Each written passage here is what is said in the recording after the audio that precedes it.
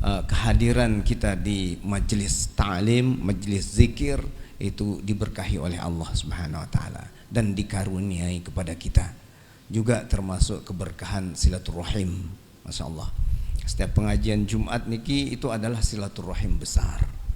Insyaallah keberkahan dari silaturahim itu akan mengalir kepada kita. Mungkin karena biasa mengaji kita lupa kalau kita bersilaturahim.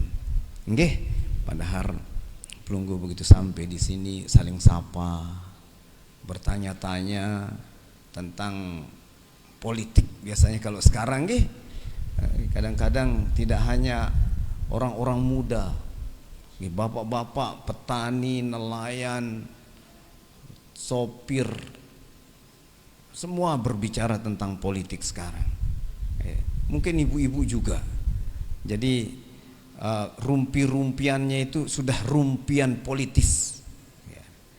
Kalau kita ngerumpi tentang negara, ngerumpi tentang presiden, tukar pikiran tentang anggota legislasi, tukar pikiran tentang anggota DPD dan seterusnya, itu artinya kita niki sudah peduli dengan negara kita.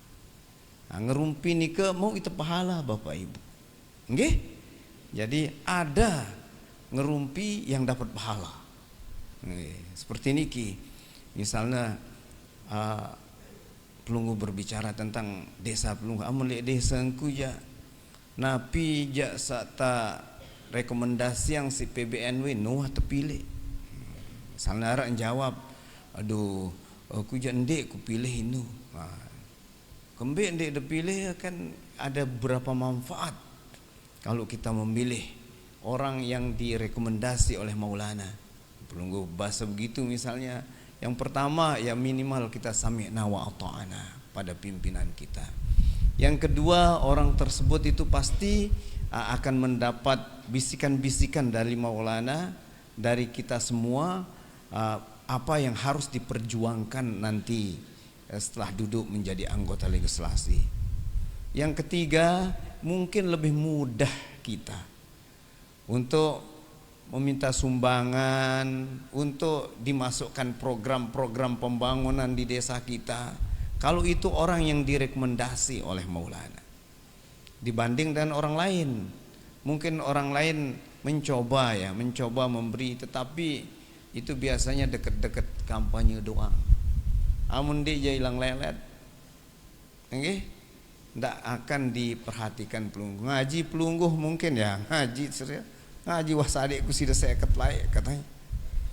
Ya, ngaji wah. Kalau yang direkomendasi oleh organisasi, insya Allah akan memperhatikan kita. Yang keempat, mereka rata-rata dipilih. Artinya dipilih itu punya kemampuan, nggih, punya kemampuan berbicara, punya kemampuan bargaining, tawar menawar, punya kemampuan juga untuk menyampaikan aspirasi Pelunggu. Itu rata-rata. Jadi insya Allah si rekomendasi yang nasi Maulana niki insya Allah bermutu, insya Allah bermutu. Dan harapannya nanti kalau mereka beliau duduk di legislasi bisa membuat aturan-aturan, nggih. Karena anggota legislasi ini kan anggota DPRD ini tugasnya peraturan. Cuma amun Pelunggu milen anggota-anggota sesuka Pelunggu, terus kebetulan si Pelunggu pilihan ini ke latar belakangnya onjot maling misalnya. Cuma bisa saja aturan-aturannya membolehkan maling. Dihalalkan maling sekeji katanya nanti undang-undangnya, bisa jadi seperti itu. Kalau voting terus semua anggota DPR yang lain lemah-lemah imannya terus dikasih napi namanya, kalau dia voting ngambil suara di semuanya disogok anggota DPR, jadilah itu menjadi kesepakatan, menjadi peraturan.